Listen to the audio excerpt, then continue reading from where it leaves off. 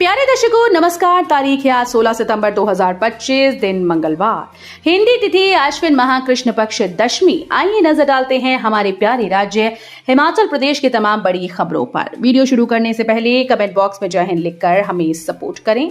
तो चलिए शुरू करते हैं। हिमाचल सरकार भरेगी 3700 पद, 1602 बिजली मित्र, 1000 टीमेट व 645 पटवारी भर्ती होंगे। जानिए कैबिनेट का हर फैसला। हिमाचल प्रदेश मंत्रिमंडल की बैठक मुख्यमंत्री सुखविंदर सिंह सुक्खू की अध्यक्षता में हुई। बैठक में विभिन्न विभागों बोर्ड में 3700 पद भरने की मंजूरी दी। इनकी भर्ती राज्य चयन आयोग और आउटसोर्स माध्यम से होगी। इसके अलावा 1602 बिजली मित्र भर्ती करने का भी फैसला लिया गया है। साथ ही कैबिनेट ने हिमाचल के 100 सरकारी स्कूल में सीबीएसई पाठ्यक्रम शुरू करने का भी निर्णय लिया। वहीं सरकार ने हायर ग्रेड पे वापस लेने का निर्णय भी बदला। कैबिनेट बैठक में 31 से ज्यादा एजेंडा आइटम आई थीं, जिन पर मंत्रिमंडल ने विस्तृत चर्चा कर महत्वपूर्ण निर्णयों पर मुहर लगाई। मुख्यमंत्री सुखविंदर सिंह सुक्खू की अध्यक्षता में आयोजित राज्य मंत्रिमंडल की बैठक में कई अहम निर्णय लिए गए। 1000 पद राज्य चयन आयोग के माध्यम से रेगुलर टीमेट के भरे जाएंगे। इस तरह राजस्व विभाग में 645 पद पटवारियों के भरे जाएंगे। मेडिकल कॉलेज में स्टाफ नर्स के 400 पद, डॉक्टर के 200 पद, पंचायती राज विभाग में भी लगभग 950 पंचायत सचिव, मेडिकल कॉलेजेस में 38 पद असिस्टेंट प्रोफेसर, प्रदेश सचिवालय में स्टेनोटाइपिस्ट के 25 पद स्वीकृत किए गए। हिमाचल में पर्यटन सीजन में महंगा होगा हवाई सफर। इंडिगो ने दिल्ली के किराए में 2161 रुपए की बढ़ोतरी की। हिमाचल प्रदेश में बरसात का दौर थमने के दिन आते ही फ्लाइट के किराए में भी बढ़ोतरी होनी शुरू हो गई। हिमाचल प्रदेश में पर्यटन सीजन में हवाई सफर महंगा होने वाला है। कांगड़ा से दिल्ली का सफर 2161 रुपए महंगा हो जाएगा।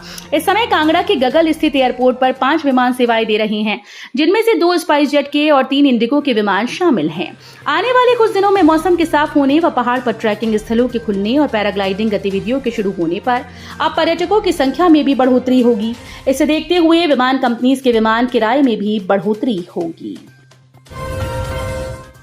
हिमाचल में बेसहारा बच्चों को भी मिलेगा आरटीए के तहत 25% आरक्षण, अधिकारियों को निर्देश जारी।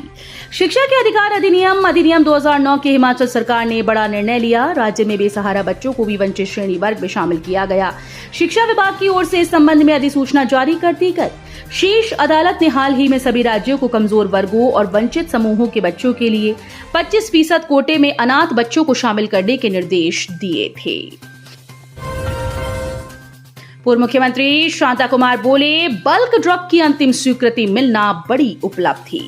पूर्व मुख्यमंत्री शांता कुमार ने कहा कि ऊना में बल्क ड्रग पार्क की भारत सरकार से अंतिम स्वीकृति मिलना बड़ी उपलब्धि है। उन्होंने इसके लिए मुख्यमंत्री और हिमाचल की जनता को बधाई दी। इस परियोजना पर कुल 2000 करोड़ रुपए प्रारंभ में खर्च होंगे और बाद में 20,000 करोड़ रुपए का और भी निवेश होगा।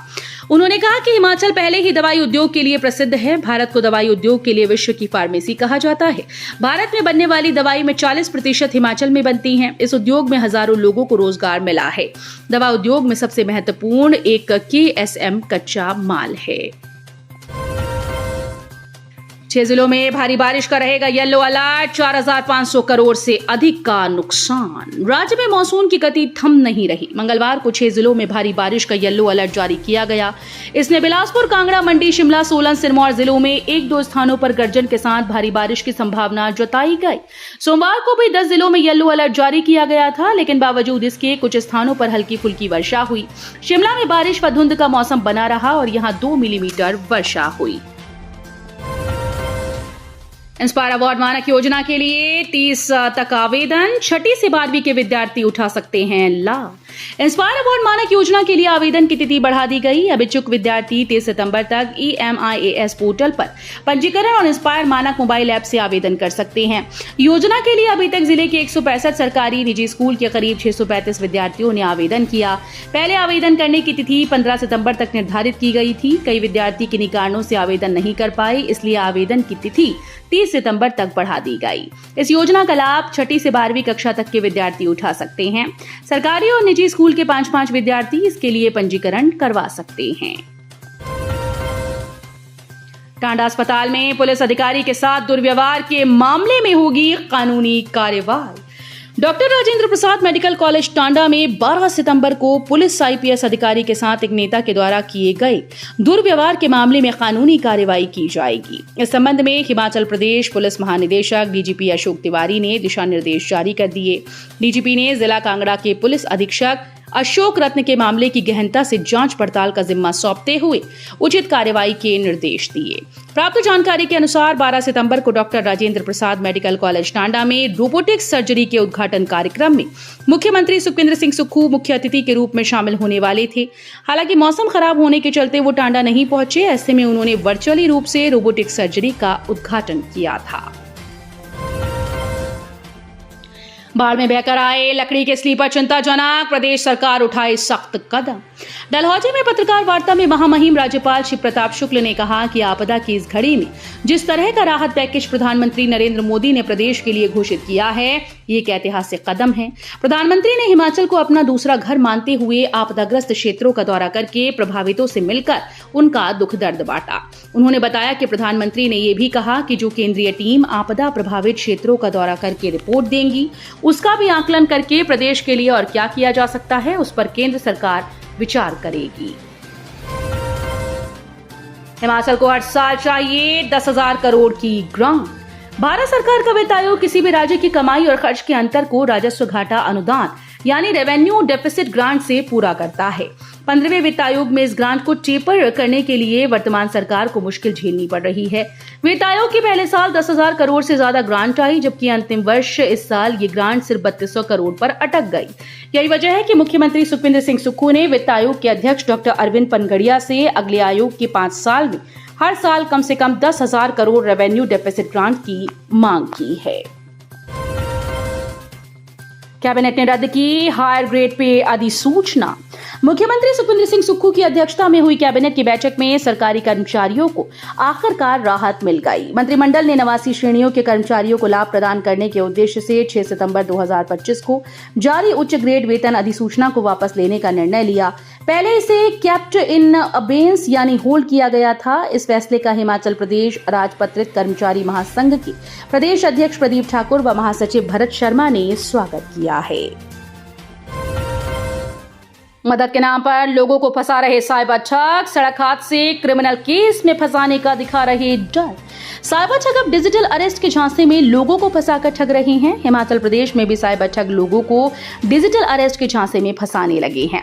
डिजिटल अरेस्ट को लेकर साइबर सेल शिमला ने एडवाइजरी जारी कर दी है। डिजिटल अरेस्ट दरअसल एक टर्म है जिसमें साइबर फ्रॉड करने वाला व्यक्ति किसी व्यक्ति को अरेस्ट करने का डर दिखाकर उसी के घर में कैद कर देता है।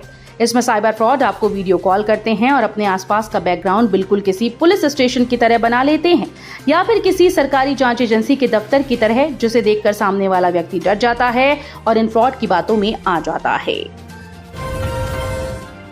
नशे की खेप पकड़ी, 2 मामले में 3 युवकों से 1 किलो 535.48 ग्राम चरस बरामद।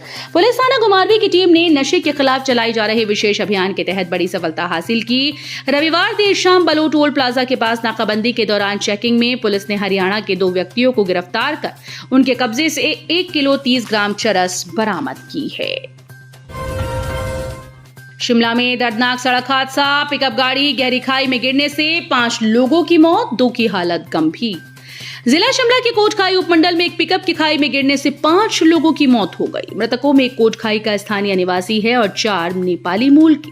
वहीं 2 लोग घायल हुए। पिकअप में कुल 7 लोग सवार थे, इनमें एक महिला भी शामिल थी। बताया जा रहा है कि रामनगर के समीप धोलो कैंची में पिकअप अनियंत्रित होकर गहरी खाई में जा गिरी। इस दौरान 4 लोगों की मौके पर ही मौत हो गई थी, जबकि एक व्यक्ति ने आईजीएमसी अस्पताल में दम तोड़ दिया। तो ये थी आज की फटाफट खबरें। हम मिलेंगे अगले बुलेटिन में, तब तक के लिए धन्यवाद। जय हिंद।